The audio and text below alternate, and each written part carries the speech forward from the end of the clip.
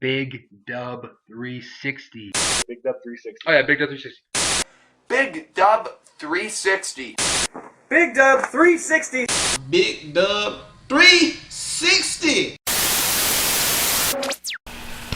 Okay, that's right, it's me, it's Big Dub 360, the KLIWC champion of YWC, Mr. Awesome. And before I get started with my video today, I want to apologize to anyone who gets offended, but to anyone who gets offended because I think on a higher plane, just like John Fenty said, I function at a higher plane capacity than most wrestling fans. But I have a question, just like the video says. What? Just like the title says. What?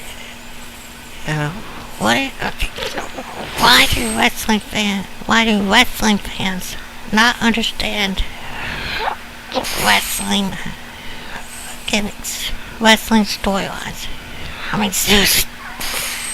A year ago at this time, we had CM Punk versus John Cena. John Cena, the poster boy for WWE, who still is, even though they put the title on CM Punk, they put the WWE Championship on CM Punk. John Cena still portrayed as the superhero, the poster boy, the man who can do no wrong, except when it comes down to AJ Lee. But now, then we have CM Punk, who a year ago this time was the people's champion, not The Rock, not like The Rock, but he was the fans' champion, the fans' choice, the voice of the voiceless.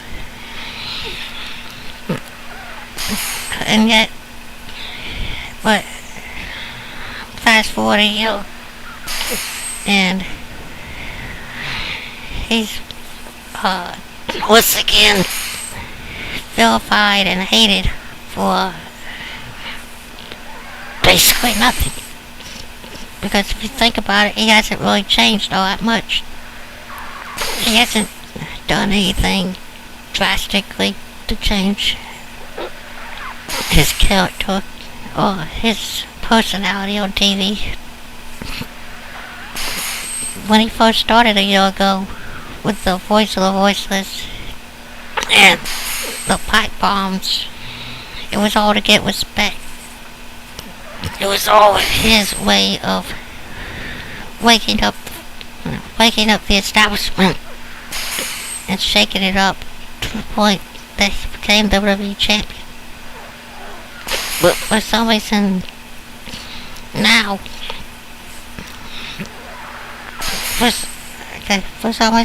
he's looked at as a whiner, a complainer, for no particular reason other than the fact that he's still fighting Cena. He's fighting the guys that the establishment wants to make the top guys. And once again, all the WWE fans, the marks I like to call them, are once again shutting down anything and everything CM Punk does to try to change the company or try to make things interesting in the only way he knows how. And on top of all that,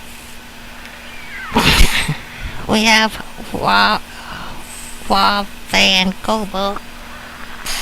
I was doing the thumbs if you can't see. Rob Van Goldberg. And Rob Van Goldberg. But Why we go about why back to the WWE? Goldberg to the rest of us. A man who's only been there for what seems like, well, who's only been there for 6 months, hasn't had the Intercontinental Championship, hasn't had a U.S. Championship, hasn't had any championship. All he's done is say, feed me more, squash guys that should not be squashed, like The Miz and Dolph Ziggler. And automatically he's put in a WWE title match, Hell in a Cell, which pretty much was the worst Hell in a Cell ever. But once again, even though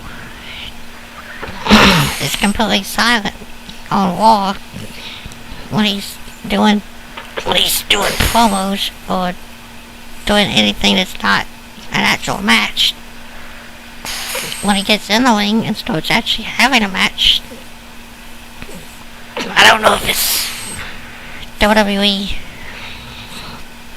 plants or if it's real fans or if it's just a bunch of kids that started. But I actually hear Feed Me More chants in the audience. And I'm thinking, the whole time he's walking to the ring, it sounds completely silent. It's only halfway into the match when you hear Feed Me More. And yet, Vince McMahon and whoever writes the show or decides who gets pushed, they can't see that. And the fans that chant it, enable the fans that chant Feed Me More, all they do is enable them to push a guy that quite frankly doesn't need to be pushed, doesn't deserve to be pushed.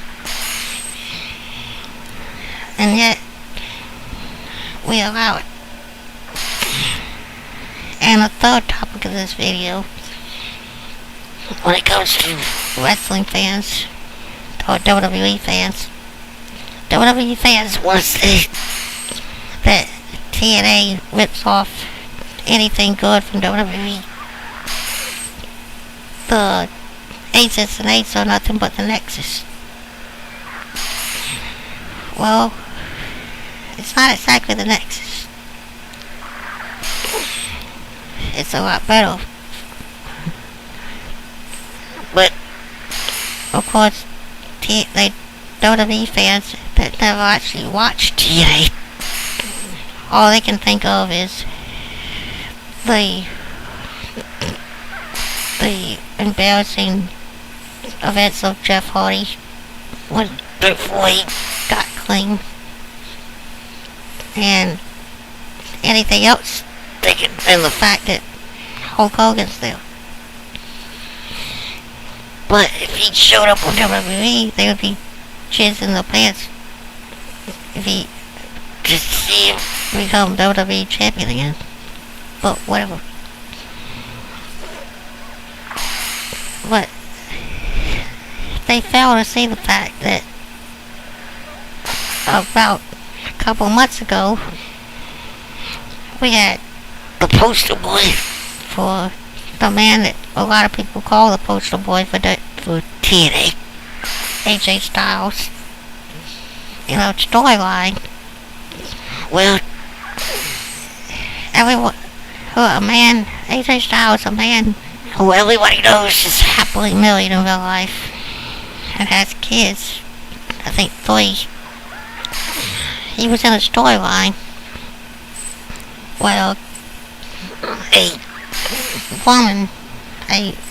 woman said he had an affair with her, and she was pregnant with his kid. It sounds familiar, doesn't it?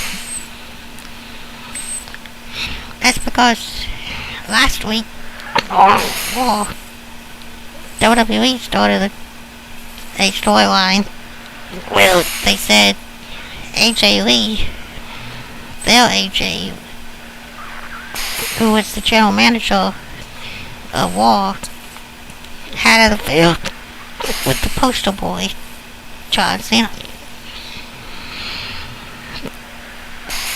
And on top of all that, we have this three-man band. A group that I actually kind of enjoy. I like the one-man band. Keith Slater. Drew McIntyre has a lot of talent. But I never understood, well, I never never will understand how Jinder Mahal fits in a rock band. But whatever. But if you go back a few years, if you go back a few years, there was another group called 3 Count in WCW when they would die a slow, painful to watch death. But yet, the WWE fans either are too young, too stupid, or too naive to realize, hey, WWE rips off everything. WWE, they want to believe that WWE is innovative and original when almost everything that's halfway decent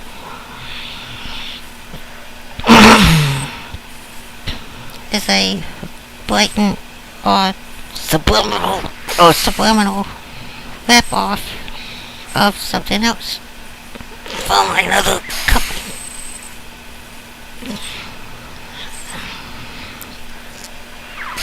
Well, that's all I have to say for today. Give me your thoughts down below. I've been your king of the IWC, your champion of the YWC, the man with the plan, the man who draws the line in the sand. Big Dub, Mr. Awesome, Big Dub 360.